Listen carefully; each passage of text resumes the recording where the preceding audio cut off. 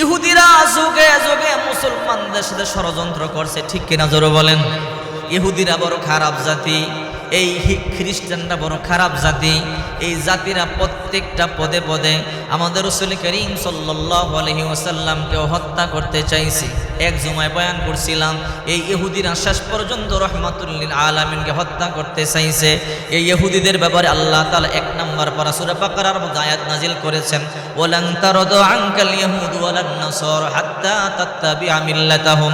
হে নবী, এই ইহুদি খ্রিস্টানেরা ততক্ষণ পর্যন্ত আপনার উপরে সন্তুষ্ট হবে না যতক্ষণ পর্যন্ত তাদের ধর্ম আপনি গ্রহণ না করবেন।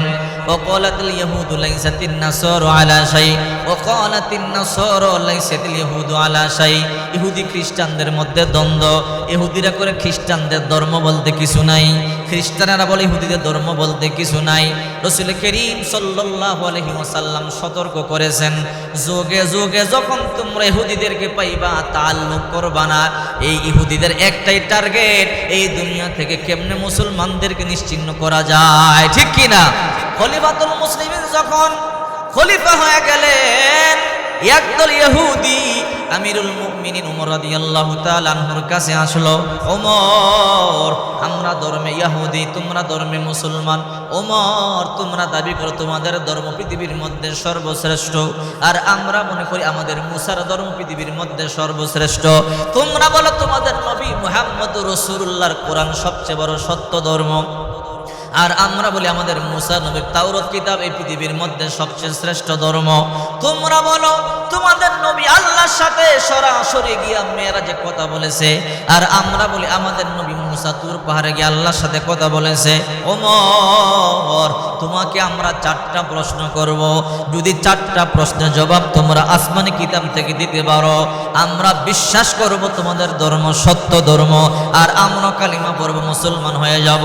ওমর, যদি তোমরা 4টা প্রশ্নের জবাব দিতে না পারো, তাহলে তোমরাও স্বীকার করবা তোমাদের ধর্ম দুর্বল, তোমাদের ধর্ম মিথ্যা, আর তোমরা আমাদের খ্রিস্টান ধর্ম ইহুদি ধর্ম গ্রহণ করে নিবা। আমিরুল মুমিনিন মেজাজে ওহী যাকে বলা হয়, যার কথার উপর ভিত্তি করে আল্লাহ পাক রব্বুল আলামিন 21টা আয়াত নাজিল করছে। সুবহানাল্লাহ বলেন। আমিরুল মুমিনিন বলল, হ্যাঁ অবশ্যই তোমরা 4টা প্রশ্ন করো, আমি আসমানি গ্রন্থ থেকে জবাবগুলো দিয়ে দিব। খ্রিস্টানদের মধ্য থেকে এক পাদ্রী দাঁড়াইয়া গেল, এক পাদ্রী দাঁড়াইয়া বলে, ও আমিরুল মুমিনিন, এই প্রশ্নের জবাবগুলো কিন্তু আসমানি গ্রন্থ থেকে হবে, যুক্তি দিয়ে হবে না, দুনিয়ার কোনো লিখিত কোনো গ্রন্থ দিয়ে হবে না, আসমানি কিতাব তাওরাত জবুর ইনজিল কোরআন 4টা থেকে যে কোনো একটা থেকে দিলেই হবে। ওমর বলল, প্রশ্ন করো। 1 নাম্বার প্রশ্ন, এই পৃথিবীর মধ্যে এমন একজন নবী ছিল, 2 ভাই তারা ছিল, 2 ভাই একই দিন মায়ের গর্ভ থেকে জন্মগ্রহণ করেছিল, 2 ভাই আবার একই দিন দুনিয়া থেকে ইন্তেকালও করেছিল, 2 জন যমজ ভাই, কিন্তু দুনিয়ার জমিনে 2 ভাই একসাথে জন্মগ্রহণ করলেও, একসাথে মৃত্যুবরণ করলেও 2 ভাইয়ের মধ্যে 100 বছরের ডিফারেন্স, এক ভাই থেকে আরেক ভাই 100 বছরের বড়। সুবহানাল্লাহ বলেন। এবার বলো ওই লোকটার নাম কি, ওই লোকটাকে? যদি তোমাদের কোরআন সত্য, কোরআন থেকে জবাব দিতে পারবা।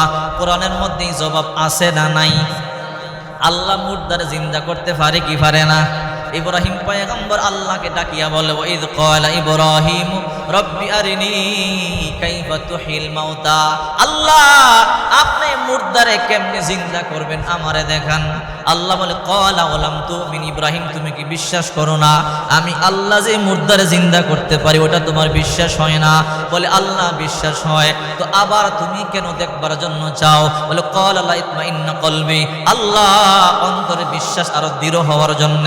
আল্লাহ বলল, ইব্রাহিম ক্বালা ফাখুজ আরবাআতাম মিনাত তাইর, 4টা পাখি ধরো, 4টা পাখি ধরিয়া জবাই করো, জবাই করিয়া গোশতগুলোকে একসাথে মিলাইয়া একেবারে কিমা বানাও, বুনার মতো করে ফেলো। ইব্রাহিম এরপরে 4টা বড় বড় পাহাড়ের মধ্যে পাক করিয়া রাখিয়া দাও, পাক করিয়া রাখিয়া আবার 4টা পাখিকে সুম্মা দুহুন্না ইয়াতিনাকা সায়া, নাম দরিয়া দরিয়া ডাক দিবা, ডাক দিতে দেরি হবে, আমি আল্লাহ আবার তোমার কাছে আগের মতো বানাইয়া ফিরাইয়া দিতে দেরি করব না। 4টা পাখি ধরলেন, একটা কাক, একটা কবুতর, একটা ময়ূর, একটা মোরগ, 4টা পাখি জবই করিয়া গোশতগুলোকে বুনা করিয়া পাহাড়ে চূড়ায় রাখিয়া চলে আসলেন 4 পাহাড়ে। আল্লাহ বললেন ডাক দাও, নাম দরিয়া দরিয়া। ডাক দিতে দেরি, ওই পাখিগুলো উড়ে উড়ে ইব্রাহিম পয়গম্বরের কাছে আসতে বিন্দু পরিমাণ দেরি করে নাই। ইহুদিরা প্রশ্ন করলো, 1 নম্বর প্রশ্ন, 2 ভাই একদিন জন্মগ্রহণ করলো, একদিন আবার মৃত্যুবরণ করলো, আবার একজন থেকে আরেকজন 100 বছরের বড় কেমনে হয়? আমাদেরকে এই প্রশ্নে জবাব দিয়া দিবেন, আর ওই নবীর নাম কি সেটাও বলিয়া দিবেন। এবার আমিরুল মুমিনিন বলল, টেনশন নাই, দ্বিতীয় প্রশ্ন করো। দ্বিতীয় প্রশ্ন, এই পৃথিবীর প্রত্যেকটা জায়গার মধ্যে সূর্যের আলো পৌঁছে। আল্লাহ তাআলা যতদূর পর্যন্ত দুনিয়া বানাইলেন, সূর্যের আলো প্রত্যেকটা জায়গার মধ্যে পৌঁছে। কিন্তু এমন একটা জায়গায় পৃথিবীর মধ্যে আছে, একবার সূর্যের আলো পৌঁছেছে, দ্বিতীয়বার আর পৌঁছে নাই, আর পৌঁছবেও না। ওই জায়গাটার নাম আমাদেরকে বলিয়া দেন।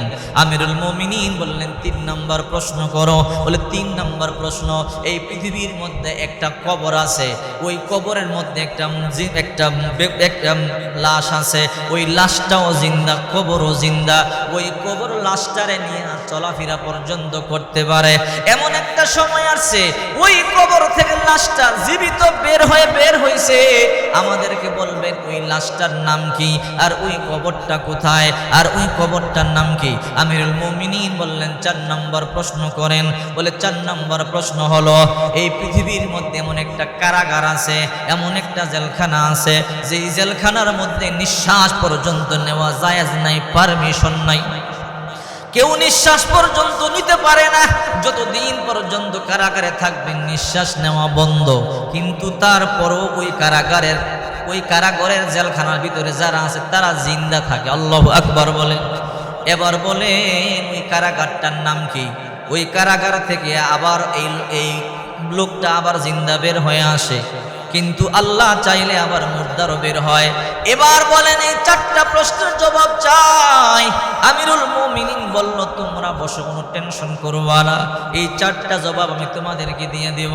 হযরত ওমর মেজাজে ওহী বলা হয়, যাকে আল্লাহ তাআলা এমন ইলম দান করেছেন, আল্লাহ তাআলা এমন সময় দেখা গেছে অগ্রিম ইলম তার কলিজার মধ্যে ঢুকাইয়া দিছে।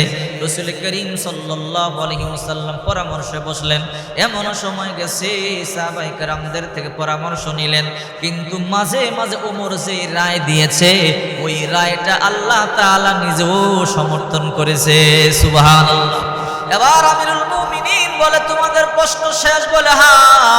বলে 1 নম্বর প্রশ্ন, এই পৃথিবীর মধ্যে নবী ছিলেন এমন একজন নবী, ওই নবীরা 2 ভাই একদিন মায়ের গর্ভে থেকে জন্মগ্রহণ করেছেন, একদিন ইন্তেকাল করেছেন, কিন্তু এর মধ্যে 100 বছর পর্যন্ত ডিফারেন্স ছিল। কারণটা কি? এর মধ্যে ওই নবীর নাম হলো উযায়ের আলাইহিস সালাম। সুবহানাল্লাহ বলেন। হযরত ওমর রাদিয়াল্লাহু তাআলা জবাব দেয়, ওই নবীর নাম ছিল উযায়ের আলাইহিস সালাম। উযায়ের নবী একদিন বিশাল বড় একটা মরুভূমি দিয়ে চলতেছেন, হঠাৎ করে তাকাইয়া দেখে ঘরবাড়িগুলো ভেঙে দুমড়ে মুচড়ে পড়ে আছে, মানুষগুলো মরে গেছে, একদম নাস্তানাবুদ হয়ে গেছে ঘূর্ণিঝড়ে।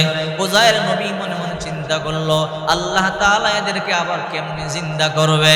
যখন অন্তরের মধ্যে এই চিন্তা আসলো, আল্লাহ পাক রব্বুল আলামিন বলে, উযায়ের জানতে চাও, দেখতে চাও? বলে হ্যাঁ।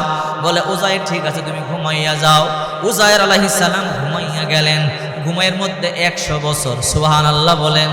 আল্লাহ পাক রব্বুল আলামিন 100 বছর পরে উযায়ের পয়গম্বরে ঘুম ভাঙ্গাইলেন। ঘুম ভাঙ্গাইবার পরে উযায়েরকে জিজ্ঞাসা করেন, ক্বালা কাম লাবিস, কতদিন পর্যন্ত তুমি ঘুমাইছো? ওই ক্বালা লাবিসতু ইয়াওমান আও বা'দা ইয়াওম, একদিন বা তার কিছু কম হবে। আল্লাহ তাআলা বলে না, ক্বালা বাল লাবিসতা মিয়াতা আম, তুমি এই ঘুমের মধ্যে 100 বছর পার করে দিছো। সুবহানাল্লাহ বলেন।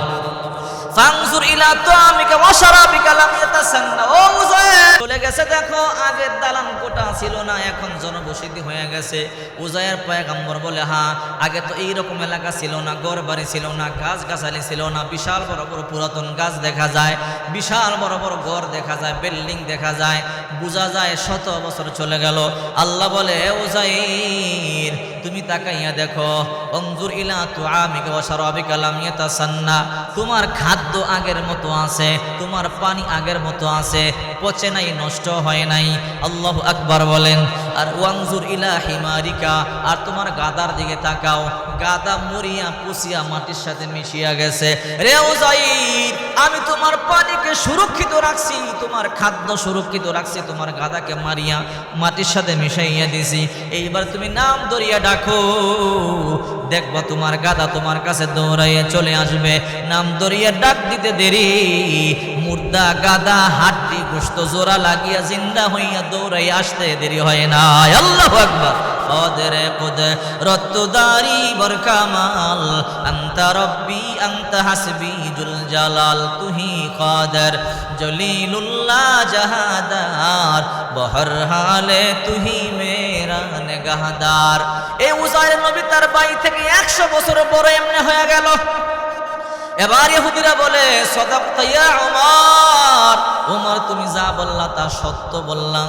এবার তোমার 2 নম্বর প্রশ্ন হলো, এই পৃথিবীর মধ্যে এমন একটা জায়গা আছে যেখানে সূর্যের আলো একবার পৌঁছেছে আর পৌঁছে না, আর পৌঁছবেও না।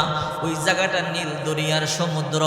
যখন হযরতে মুসা আলাইহিস সালাম তার দলবল নিয়ে রওনা করলেন, আল্লাহ তাআলা বললেন ফাদরিব বিআসাকাল বাহ, মুসা তোমার লাঠি দিয়ে সমুদ্রে তুমি আঘাত করো। সমুদ্র আঘাত করতে দেরি, 12টা রাস্তা হয়ে গেল, পানি ফাঁক হয়ে গেল, পানি ফাঁক হইয়া সমুদ্রের মাটি বের হয়ে রাস্তা হয়ে গেল। মুসা নবী এই রাস্তা দিয়ে ওই পারে চলিয়া গেল। আবার বললেন ও মুসা উল্টা বাড়ি দাও, বাড়ি দিল। ওই জায়গা সমুদ্রের নিচে আবার ডুবিয়া গেল। ও ইহুদিরা শোনো, ওই জায়গার মধ্যে একবার সূর্যের আলো পৌঁছেছে আর পৌঁছবে না বলে তুমি সত্য বলেছ। সুবহানাল্লাহ। 3 নম্বর প্রশ্ন, মুর্দাও জিন্দা, কবরও জিন্দা। ওই কবর মুর্দারকে নিয়ে চলাফেরা পর্যন্ত করে। ওই কবরের নাম কি? মুর্দার ব্যক্তির নাম কি?